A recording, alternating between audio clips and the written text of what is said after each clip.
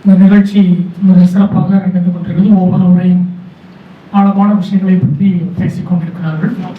இறுதி கட்டத்துக்கு வந்திருக்கிறோம். நான் நிறைய நேரங்களை எடுத்துக்கொள்ளப் போவதில்லை. இந்திய சினிமாவின் இடது முகம் அப்படின்னு இந்த புத்தகம் வந்து பெயரிடப்பட்டிருக்கு. இந்திய சினிமா அப்படின்னு அப்படி ஒன்று இல்லை. அந்த தலைப்பிலே எனக்கு சில முரண்கள் இருக்கு. சினிமாஸ் ஆஃப் இந்தியா இருக்கு. இந்திய சினிமாக்கள் அப்படின்னு நான் சொல்றேன். இந்திய சினிமா அப்படின்னு ஒன்று இல்லை. நிறைய சினிமாக்கள் இருக்கக்கூடிய இந்தியா அப்படிதான் நம்ம அதை பார்க்கணும். இந்திய சினிமானா ஒரே விதமான ஒரு கட்டமைப்பில் இருக்கிற சினிமாங்கிற மாதிரி ஒரு தோற்றத்தை தருது.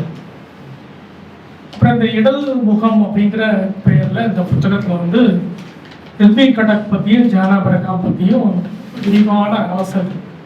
இதில் ரொம்ப முக்கியமான விஷயம் என்னன்னா, இது வந்து ஒரு யூனிவர்சிட்டியில் ஃபிலிம் இன்ஸ்டியூட்டில் இந்த மாதிரி எல்லாத்தையும் அப்படியே ஒரு பாடமாக வைக்கலாம். அந்த மாதிரி ஒரு புக் இருக்கு. அதான் உண்மை.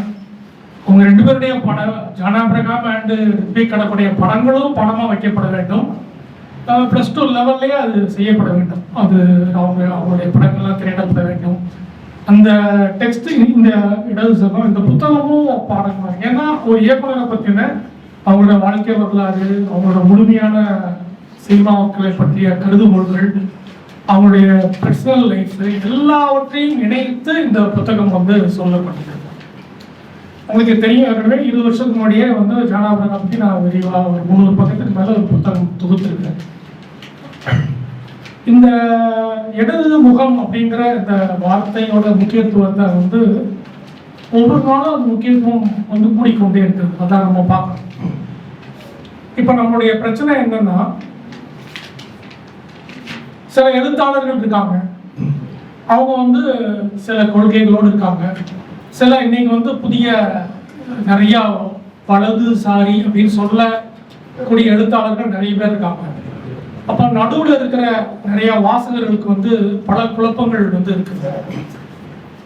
ஒரு ஆள் வந்து நிறைய எழுதுறாரு, அவர் வந்து ரொம்ப நல்லா எழுதுறாரு, ஆனால் அவர் வலதுசாரி கருத்துக்களையும் எழுதுறாரு.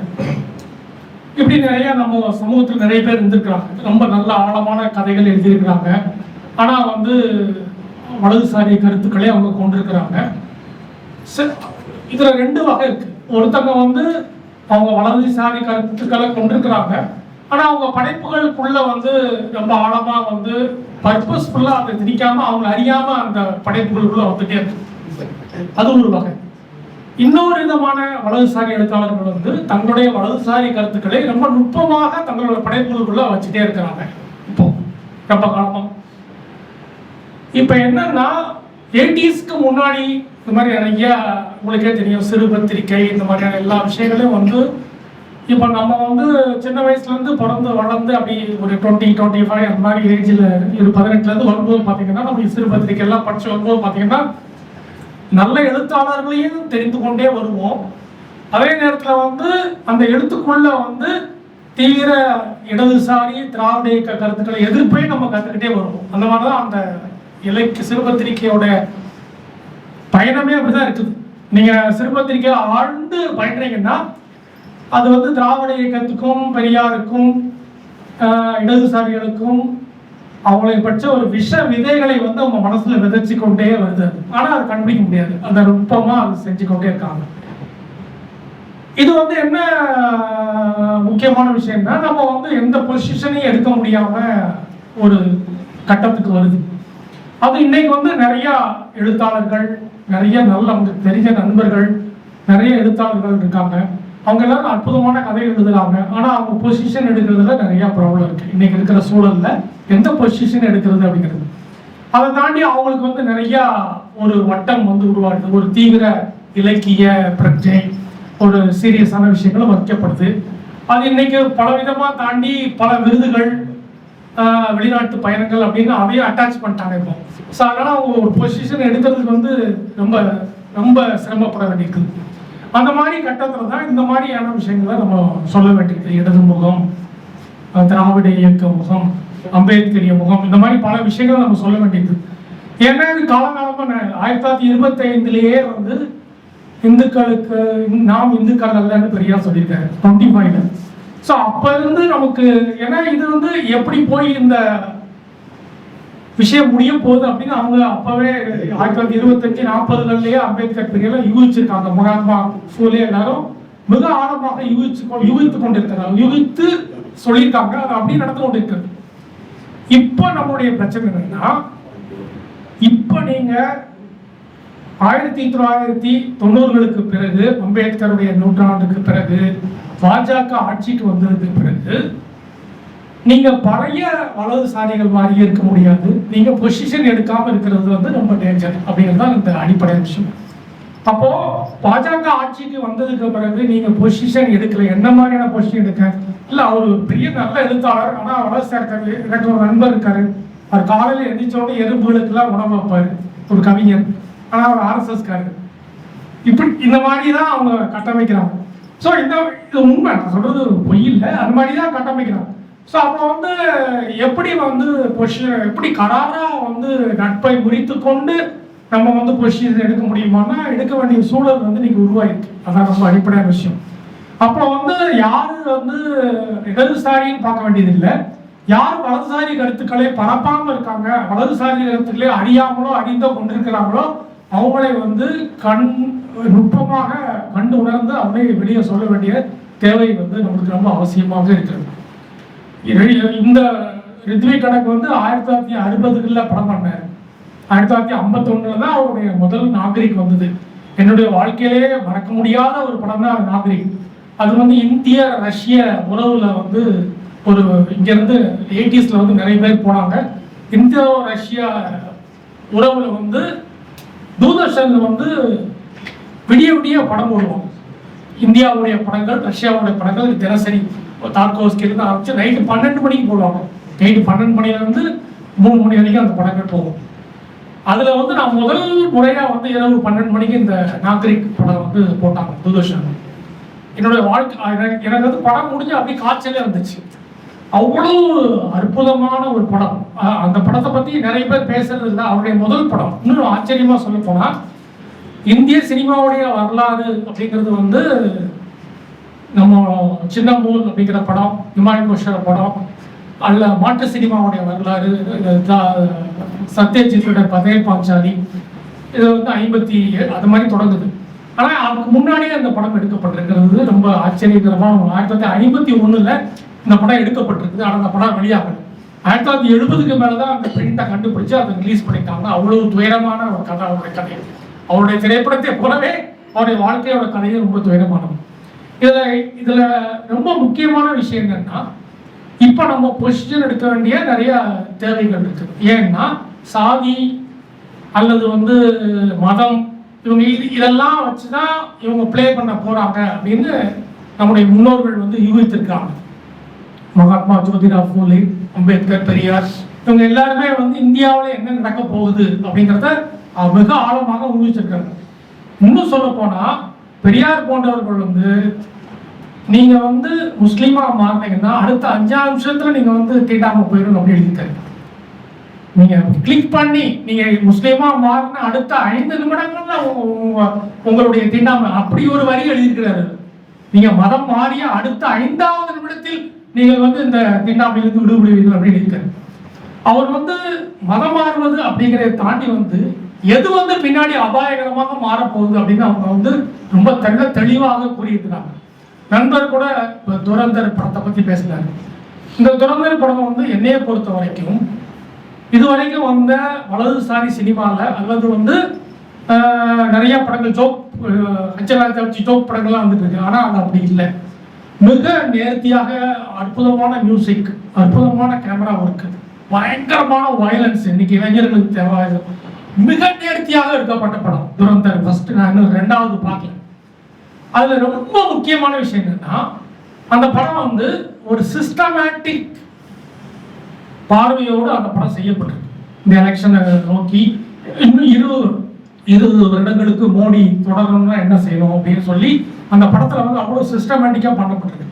இதுல ரொம்ப முக்கியமான, அதாவது இதுக்கு முன்னாடி வந்து வலதுசாரி படங்கள் இது மாதிரி விஷயங்கள் எல்லாம் தாண்டி வந்து ஒரு பயங்கரமான ஒரு கமர்ஷியல் படத்துல வந்து மிக நுட்பமான ஒரிஜினல் ஃபுட்டேஜை வந்து ஒரிஜினல் ஆடியோவை வந்து சேர்த்துருப்பாங்க. அதுதான் ரொம்ப பயங்கரமானது. அது வரைக்கும் எந்த சினிமாலையும் பண்ணது. துரந்தர் ஃபர்ஸ்ட்ல பார்த்தீங்கன்னா மும்பையில் அந்த தீவிரவாதிகள் வந்து அந்த ரயில்வே ஸ்டேஷனில் அவங்களுக்குள்ள பேசிக்கிற அந்த ஆடியோ வந்து ஒரு கமர்ஷியல் படத்தில் ஒரு சண்டை படத்தில் அதை கிளீனாக அட்டாச் பண்ணியிருக்காங்க. இது வந்து மிக மிக இதுவரைக்கும் அந்த பார்வையிலிருந்து இந்த படம் வந்து மிக முக்கியமான ஒரு சேஞ்ச் அப்படின்னு சொல்லலாம். துரந்தர் படம் வந்து ஒரு வலதுசாரி சினிமாவுடைய மிக முக்கியமான, ஏன்னா இது வந்து ஒரு மாடலாக மாறிச்சுன்னா இது வந்து தொடரும், வெவ்வேறு படங்கள்ல வந்து வர. அப்படி இதெல்லாம் தாண்டி வந்து தமிழ்நாட்டில் ரொம்ப குறைவான எதிர்ப்பு இருக்கு.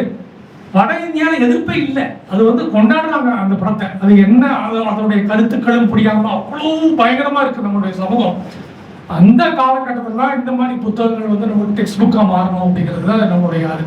அப்போ இது வந்து ஜானவர்கனா பற்றியும் ரித்விகடக்கு பற்றியும் அது மிக ஆழமாக இந்த சமூகத்தில் நடக்கிற மாற்றங்களை அவங்க எப்படி அனலைஸ் பண்ணாங்க, அந்த படங்களை எப்படி கொண்டு வந்தாங்க அப்படிங்கிறது.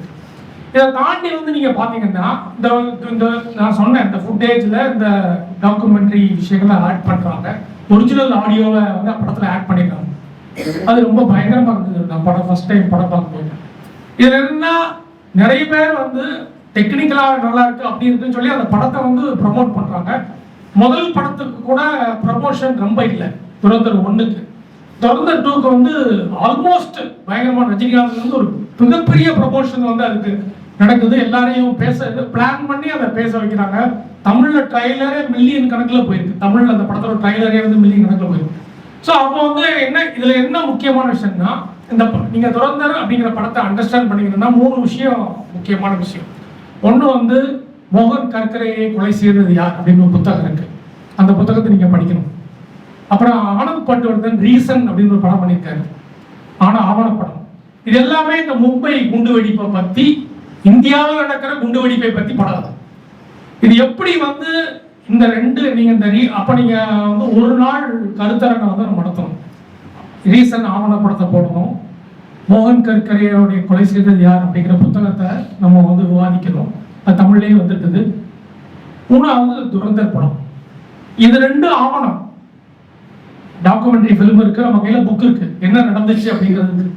இந்த ரெண்டுமே உண்மை. இந்த ரெண்டுமே உண்மையை பேசு. ரீசன்கிற ஆவணப்படமும் சரி, இந்த குறிப்பிட்ட துரந்தர் மோகன் கர்கரே அந்த நூலும், அப்போ ஒரு நூலும் ஆவணப்படம் நம்மளுக்கு வந்து இருக்கு. இந்த நூலுலயே ஆவணப்படத்துல இல்லாத விஷயங்களை அந்த துரந்தர் பேசுது. இந்த ரெண்டையும் நம்ம பாப்புலரைஸ் பண்ணாலே அந்த படத்தை வீழ்த்த முடியும். அவ்வளவு முக்கியமான விஷயம். அது ரொம்ப ரொம்ப முக்கியமான விஷயம். ஸோ அப்படிப்பட்ட இன்னைக்கு மாறி இருக்கு. அப்ப நான் சொல்ல விரும்புறது என்னன்னா, பாஜக ஆட்சிக்கு வந்ததுக்கு பிறகு வந்து ஒரு இந்துத்துவ கருத்தியல் அப்படிங்கிறது வந்து வெறுமனே ஏதோ வந்து பீஃப் வச்சிருக்காங்கன்னு அட்டாக் பண்ணாங்க, எங்கேயோ வந்து சாதி கலவரம் பண்ணாங்க அப்படி இல்லை. அது வந்து ஒரு நேரடியான கொலை செய்கிற ஒரு திட்டம். அதான் அதோட அடிப்படை கருத்தியல். இந்துத்துவ கருத்தியல் அப்படிங்கிறது வந்து ஒரு கொலைகார கருத்தியல். அதை வந்து நீங்க உணர்ந்து கொள்ளணும். ஊழலுக்கும் கொலைகார கருத்தியலுக்கும் ரொம்ப வித்தியாசம் இருக்குது. ஒரு ஊரில் நடக்கிற ஊழலுக்கும் ஒரு ஊரில் நடக்கிற கொலைக்கும் ரொம்ப வித்தியாசம் இருக்குது. இன்னைக்கு நான் வந்து என்னுடைய சொந்த சாதிய பெருமையா பேசி சொந்த சாதி விஷயங்களை செலிப்ரேட் பண்ணேன்னா அதுக்கு என்ன அர்த்தம்னா, ஏதோ தொலைதூரத்தில் இருக்கிற கிராமத்துல ஒரு 5-6 பேர் வெட்டி கொல்லப்பட போறாங்கன்னு இருக்கும். இந்த அளவுக்கு நேரடியான கனெக்ஷன் இருக்குது. இல்ல நான் வந்து இன்னொரு விஷயத்த வந்து ஒரு இந்துத்துவ செலிப்ரேஷன் நான் பண்ணணும்னா, இந்துத்துவம் செலிப்ரேஷனை நான் செலிப்ரேட் பண்றேன் அப்படின்னா, ஏதோ ஒரு கிராமத்துல வந்து சிறுபான்மையின மக்களுக்கு கிறிஸ்டியனோ முஸ்லீமோ கொல்லப்பட்டு இருக்காங்கன்னு அர்த்தம். இது வந்து நான் வந்து உலகத்துக்கு எந்த பாதிப்பு இல்லாம என்னுடைய வீட்டுக்குள்ள நான் என்னுடைய இந்துத்துவ கருத்தியலை வந்து என்னுடைய இந்துத்துவ வழிபாட்டு முறைகளை இந்துத்துவ சடங்கு முறையை நான் என்னுடைய வீட்டுக்குள்ள நான் அமைதியா செஞ்சுட்டு இருக்கிறேன். இதுல என்ன பிரச்சனை இருக்கு நீங்க கேட்கலாம். இது நேரடியாக ஏதோ ஒரு ஊர்ல நடக்கிற கொலைகளுக்கு தொடர்புடையது அப்படின்னு நீங்க என்னைக்கு நீங்க புரிந்து கொள்றீங்களோ அப்பதான் அவங்க அண்டர்ஸ்டாண்ட் பண்ண முடியாது, விஷயத்தையே நம்ம அண்டர்ஸ்டாண்ட் பண்ண முடியாது. இது ரொம்ப எளிமையானது. ஒரு வீட்டுல நடக்கிற சமையலறைக்குள்ள நடக்கிற கணவன் மனைவி உறவுகளுக்குள்ள நடக்கிற ஒரு ப்ராப்ளம் தான் உலகம். ஒரு ஒரு இரு உறவு, ஆண் பெண் இரு உறவுகள், ஒரு ஒய்ஃப் வந்து ஒரு பாட்டில் தண்ணியை வந்து டங்குன்னு வைக்கிறாங்கன்னா அது ஒரு வயலன்ஸ், அது ஒரு எதிர்ப்புணர்வா இருக்குது. இதுதான் வந்து உலகம் முழுக்க வாராவும் இதாகவும் இருக்குது. இந்த மாதிரி நீங்க இந்த விஷயத்த அண்டர்ஸ்டாண்ட் பண்ணி பார்த்துக்க பழகணும். அதான் ரொம்ப அடிப்படை. இப்படி வந்து இந்த உலகத்தை வந்து எப்படி நம்ம இன்னைக்கு நம்ம சுத்தி நடக்கிற அந்த கடந்த 10, 15, 20 வருடங்கள்ல வயலன்ஸ் வந்து எப்படி நடந்திருக்குது, எப்படிலாம் மக்கள் கொல்லப்பட்டிருக்கிறாங்க, வெறும் கருத்தியல் கொண்டு எப்படி கொல்லப்படுறாங்க. அப்ப வெறுமனையா வந்து இது வந்து சாதி ஏற்றத்தாழ்வு, இது வந்து உங்களை மக்களை வந்து கட்டுப்படுத்துறது, தீண்டாமைய வந்து பரப்புது அப்படிங்கிறது அல்ல. ரொம்ப நேரடியா இந்துங்கிற மதத்தின் மூலமாக பல பேர் கொல்லப்படுறாங்க. இந்த கொல்லப்படுறாங்க, கொலைகார கருத்தியல், மக்கள் ஜெனோசைடுக்கு ஆளப்படுறாங்க, எத்னிக் கிளீனிங்க்கு ஆளப்படுறாங்க. இது எல்லாமே இந்துத்துவ கருத்தியல்னால நடக்கிறது அப்படின்னு நீங்க சொல்லாத வரைக்கும் அது ஏதோ ஒரு சாஃப்டான விஷயம் மாதிரி நம்ம டீல் பண்ணக்கூடாது அப்படிங்கிறதா ரொம்ப அடிப்படை விஷயம்.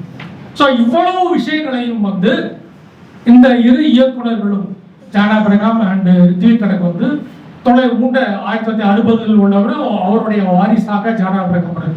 அப்போ அவங்க இந்த ஒட்டுமொத்த இந்த சிஸ்டத்தையே களியாக்குறாங்க. இப்போ ஜான் ஆபிரகாம் எடுத்துக்கிட்டீங்கன்னா அவர் படம் எடுக்கிற டெக்னிக் மட்டும் இல்லை, படம் எடுக்கிற முறை மட்டும் இல்லை, படத்தை டிஸ்ட்ரிபியூட் முறையுமே கேள்விக்கு உட்படுத்துறாரு. நீங்க வந்து அதாவது அம்மாரியான் அப்படிங்கிற ஒரு படத்தை எல்லா மக்கள்கிட்டையும் ஒவ்வொரு ரூபா வாங்கி, நீங்க லட்ச ரூபா கொடுத்தா வாங்க மாட்டாங்க. 1 ரூபா 10 ரூபா வாங்கி நிறைய மக்களுடைய, அதாவது ஆயிரக்கணக்கான லட்சக்கணக்கான மக்கள் இந்த படத்துக்கு ஓனர் அப்படிங்கிறது அதோட அர்த்தம்.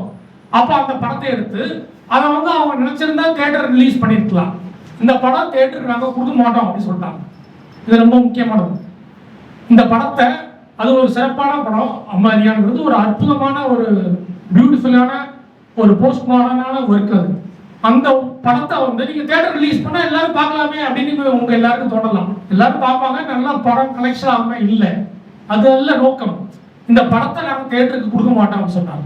நாங்களே எல்லா ஊர்லயும் போய் திரையிடுவோம், பணம் வசூலிப்போம், அவங்களுக்கே கொடுப்போம், இன்னும் நிறைய படம் போட்டுக்காங்க. அப்போ வந்து வெறுமனையா படம் எடுக்கிற டெக்னிக், படத்துல இருக்கிற கதை சொல்லும் முறை, கேமரா ஒர்க்கு, இது எல்லாத்தையும் கேள்வி கேட்டதோடு மட்டுமல்லாமல் அதை விநியோகிக்கும் முறை, அதோட உரிமையாளர் யார், எல்லாவற்றையுமே வந்து கேள்வி கேட்டு விமர்சனத்துக்கு உட்படுத்துது.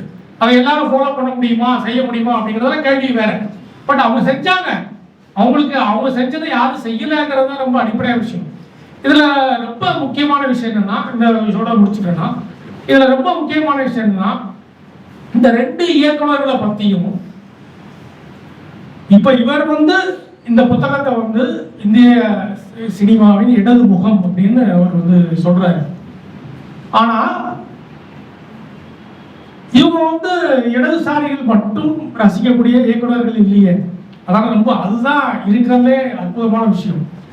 நான் வந்து என்னுடைய 20 வயதில் 21 வயதுல வந்து இந்த அம்மாரியார் படம் பார்த்தேன். அந்த படம் பார்த்து தான் என்னோட லைஃப்ல நிறைய டேர்னிங் பாயிண்ட். அது வந்து எனக்கு அப்ப எந்த புரிதலும் இல்லை. ஆனா அது படம் உலகத்தின் தலை சிறந்த படம் நான் அப்ப கருதுனேன்.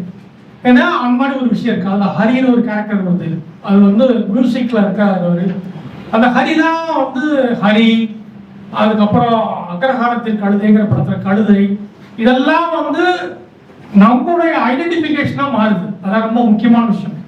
அதுல இருக்கிற வேற விஷயங்களை தாண்டி வந்து அந்த ஹரிங்கிற கேரக்டர் தான் நமக்கு வந்து ஒரு கலை மேல் பார்க்க ஈர்க்கப்பட்டு ஒருத்தர் அரசியலுக்கு வரும்போது என்னெல்லாம் ப்ராப்ளம் நடக்குது அப்படின்னு. நான் இந்த மாதிரி ஹரி மாதிரியான ஆட்களை நிறைய பேரை சந்திச்சிருக்கிறேன், நிறைய நபர்களை. ஒரு பெரிய கட்சியில இருந்து விளக்கப்பட்டு மனநிலை பாதிக்கப்பட்டு இந்த மாதிரி நிறைய பேரை சந்திச்சிருக்கேன். ஸோ இதெல்லாம் அவங்க டீல் பண்றாங்க. இது வந்து அவங்க எல்லாருக்கும் தெரியும். இந்த ராஜன் கொலை வழக்கு கேரளாவில் வந்து அதை வச்சு அவங்க படம் பண்ணாங்க. ஸோ அப்போ வந்து என்னன்னா, சமகால பிரச்சனையை வந்து எவ்வளோ கிரியேட்டிவ். அந்த படத்தோட நீங்க அம்மாரியான் யாரும் பார்க்காம இருந்தா நீங்க யூடியூப்ல இருக்கு பாருங்க. படத்தோட இறுதி காட்சி வந்து மிக சிறப்பா இருக்கும். அதோடைய ட்விஸ்ட் வந்து அந்த படமே ஒரு படமாக மாறக்கூடிய ட்விஸ்ட் வந்து அந்த படத்துல இருக்குது. இவ்வளவு சிறப்பான ஒரு விஷயத்தை வந்து இந்த ரெண்டு இயக்குநர்களை பற்றியும் ஒருத்தருடைய குரு அப்படின்னு சொல்லக்கூடிய ரித்விக் கனக் மாணவராக, ஃபிலிம் இன்ஸ்டிடியூட் மாணவராக, வெறுமனையா மாணவர் மட்டுமல்ல, அவருடைய படைப்புகளுக்கும் வாரிசாக இருந்து அல்லது அவர் படைப்புகளையும் பின்பற்றக்கூடிய ஒரு நபராக இந்த ஜான் ஆபிரகாம் வந்தார். அவரை பத்தி அற்புதமான இந்த நூல் வந்து எழுதப்பட்டிருக்குது. இது வந்து இப்போ என்ன ரொம்ப முக்கியமான விஷயம் நான் சொல்றதே போல, இதை வந்து ஒரு இப்போ மற்ற இயக்குநர்கள், மற்ற சினிமா இயக்குநர்கள் கூட ஆரம்பம், அதாவது 1960களில் வந்துச்சு. இவர் 80ஸ்ல உள்ளவர். இந்த 80s 90s வரைக்கும் கூட இவங்க ரெண்டு பேரையும் பத்தி நிறைய பேர் பேசிட்டு இருந்தாங்க. நிறைய பேர் ஃபிலிம் சொசைட்டிக்காரங்க இந்த மாதிரி நிறைய பேசிட்டு இருந்தாங்க. 90ஸ்ல வந்து இந்த வேர்ல்டு சினிமா, இந்த டிவிடி, இந்த மாதிரி விஷயங்களும் இந்த உலகமே வந்து ஒட்டுமொத்தமா வந்து ஒரு உலக சினிமா அப்படிங்கிறது மொத்தமா போய் இந்திய நவீன சினிமாக்கள்ல, இந்திய நியோ ரியலிஸ்டிக் சினிமாக்கள் நடந்த விஷயங்களையே வந்து இன்னைக்கு இருக்கிற பெரும்பான்மையான ஃபில்ம் மேக்கர்ஸ்க்கு தெரியாது. அது வந்து ரொம்ப துயரமான ஒரு விஷயமா நான் பார்க்குறேன். இன்னைக்கு இருக்க புதிதாக படம் எடுக்க வர்றவர்கள், இந்த 90ஸ்க்கு அப்புறம் உள்ளவங்களுக்கு வந்து இந்த இயக்குநர்கள், இந்த ஷாம் மனகள், இந்த மாதிரி இப்போ நீங்க எல்லாரும் சொல்லலாம், மகேந்திரன், பாலு மகேந்திரா, பாரதி ராஜா, ருத்ரையா, இவங்க எல்லாருமே வந்து ஷாமனங்கள் இவங்களோட பாதிப்புல தான் படம் பண்ணாங்க. ஆனா அவங்க வந்து அவங்களோட எந்த பேட்டியிலும் இது சொன்னதே கிடையாது. ஆனா நமக்கு நல்லா தெரியும் எந்தெந்த படத்துல இருந்து எந்தெந்த விஷயங்கள் செய்யப்பட்டிருக்கு. பாலு மகேந்திரா வந்து 16 வயதிலேயே பாத்தீங்கன்னா அது அப்படியே ஒரு ஆங்கூருங்கிற படத்துல இருக்கிற எல்லா விஷயங்களும் அதுல இருக்கும். இசை உட்பட, இளையராஜா இசை உட்பட அந்த படத்துல இருக்குது. இப்படி ஒவ்வொரு நிஷாந்த்னு ஒரு படம் பாத்தீங்கன்னா அது உதிரி பூக்களுடைய பல விஷயங்கள் அது இருக்கு. இது நான் தவறாவே சொல்லுவேன். அவங்க வந்து மிக அற்புதமாக வந்து இந்தியாவில் நடந்த நவீன விஷயங்களை வந்து, இந்தியாவில் நடந்த நவீன மாற்றங்களை வந்து உள்வாங்கி இங்க வந்து படம் பண்ணாங்க.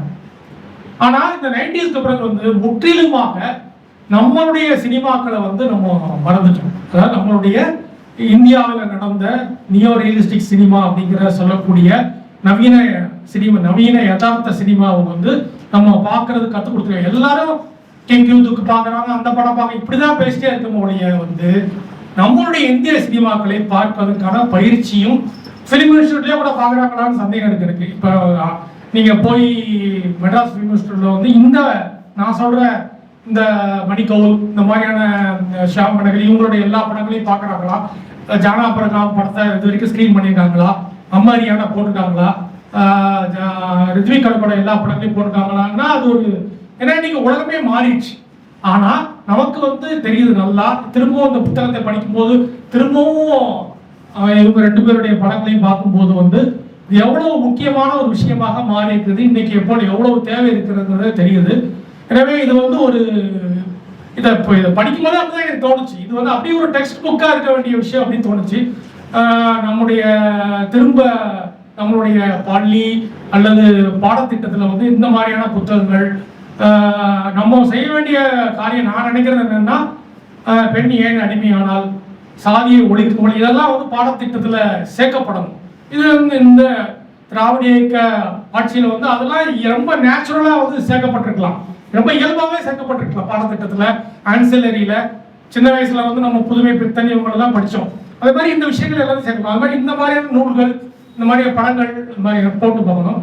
இலங்கையில வந்து ஒரு நல்ல சிஸ்டம் இருக்குது. இலங்கையில வந்து பாத்தீங்கன்னா, இதோட முடிச்சிடறேன். இலங்கையில வந்து கல்வியில வந்து ஒரு நல்ல சிஸ்டம் இருக்குது. என்ன சிஸ்டம்னா, நீங்க வந்து 1ஆம் கிளாஸ்ல இருந்தே வந்து ஒரு கலை விஷயத்தை வந்து அவங்க படிச்சுட்டே வர்றாங்க. நாடகமா இருக்கலாம், ஓவியமா இருக்கலாம், சினிமாவா இருக்கலாம், சினிமா இருக்கான்னு தெரியல, மற்றபடி எல்லாம் பாட்டா இருக்கலாம், டான்ஸா இருக்கலாம், அது படிச்சுட்டே இருக்கலாம். ஒவ்வொரு வருஷமும் அவங்க படிச்சுட்டே வராங்க. +2 வரைக்கும் படிச்சுட்டு வந்து கல்லூரியில வந்து இது வந்து கம்பல்சரியா இருக்குது அந்த பாடத்திட்டத்திலே. கல்லூரியில வந்து நீங்க வந்து இப்ப நீங்க 1ஆம் கிளாஸ்ல இருந்து 12ஆம் கிளாஸ் வரைக்கும் நீங்க டான்ஸ் படிச்சுட்டே வரீங்க. கல்லூரி முடித்த உடனே டான்ஸுக்கு தனி அந்த இன்ஸ்டிடியூட் வந்து இருக்குது. அதுல படிச்சுட்டு இதே கல்லூரிக்கு இதே மாணவர்களுக்கு கலை இலக்கியத்தை டீச் பண்றதுக்கான ஆசிரியர்களாகவும் இந்த மாதிரி வர்றாங்க. வெளியே போய் அவங்க கலை இலக்கிய ஆசிரியர்கள்னு இருக்காங்க கேரளாவில், ஈழத்துல. அது நம்ம ரொம்ப முக்கியமான. இன்னைக்கு வந்து நமக்கு வந்து முன்னாடியாவது கொஞ்சம் அந்த விஷயமே இல்லை. இன்னைக்கு வந்து என்னையை பொறுத்த வரைக்கும் சவுத்து எங்க ஊர்ல நடக்கிற வயலன்ஸு, இந்த மாதிரியான மாணவர்கள் பற்றி நடக்கிற வயலன்ஸு, எல்லாவற்றுக்கும் வழி வந்து 1ஆம் கிளாஸ்ல இருந்து கலை இலக்கியங்களை, சினிமாக்களை பாடத்திட்டத்தில் இணைக்க வேண்டியது நம்முடைய பொறுப்பு என்று நினைக்கிறேன். நன்றி வணக்கம்.